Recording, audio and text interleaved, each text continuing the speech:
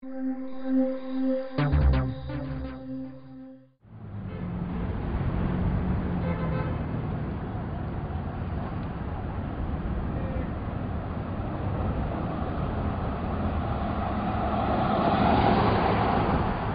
has been quite an experience for us the last couple of weeks. We're out working in the community on a daily basis, getting people registered, talking to folks about issues, and all of a sudden we're seeing our work on the national news in the most aggressive terms possible. We need to know the full extent of that relationship. We need to know the full extent of Senator Obama's relationship with ACORN, who is now on the verge of maybe perpetrating one of the greatest frauds in voter history in this country, maybe destroying the fabric of democracy. Same front outfit organization that your campaign gave $832,000 for quote, lighting and site selection. So all of these things need to be examined, of course.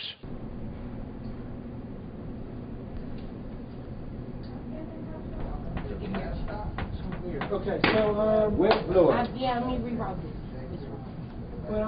They're trying to say that we registered all these fraudulent cards of people to persuade the vote a certain way, but if the cards are fraudulent, they're not swayed a certain way because the people don't even exist if they're fraudulent. So how can the vote be swayed a different way from people that don't even exist? So if there are fraudulent cards out there, it wouldn't help or hurt. I don't want to say hurt, it would hurt because it's fraudulent, but it wouldn't, help either side during the election because they're completely false.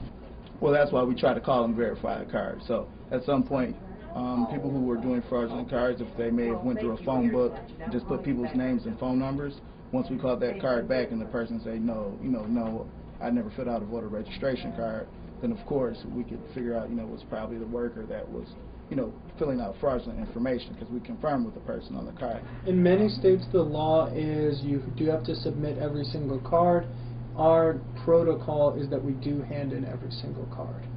Even if you feel it's fraudulent? Even if we feel it's fraudulent or inappropriate.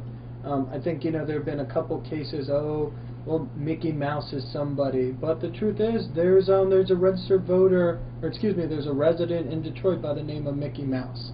And we make the jobs of the clerks as easy as possible by separating cards that we see as fraudulent or problematic or incomplete from the rest of the cards, but we absolutely don't want to take the chance of not submitting a card that we feel like has a possibility, even if it's remote, of being a legal card, because then we're disenfranchising a voter, and that goes against everything that we're trying to do.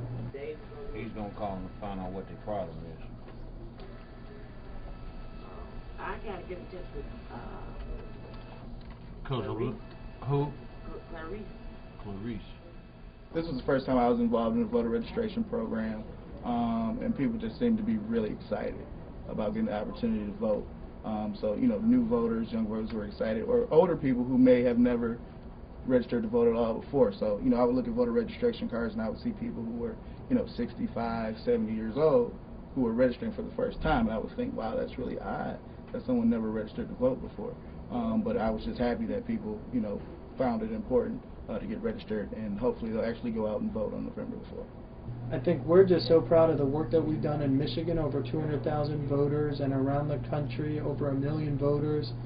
And there's going to be a historic amount of people that are going to participate in this election, young voters under 30, people of color, first-time voters, and that's what's something to be excited about.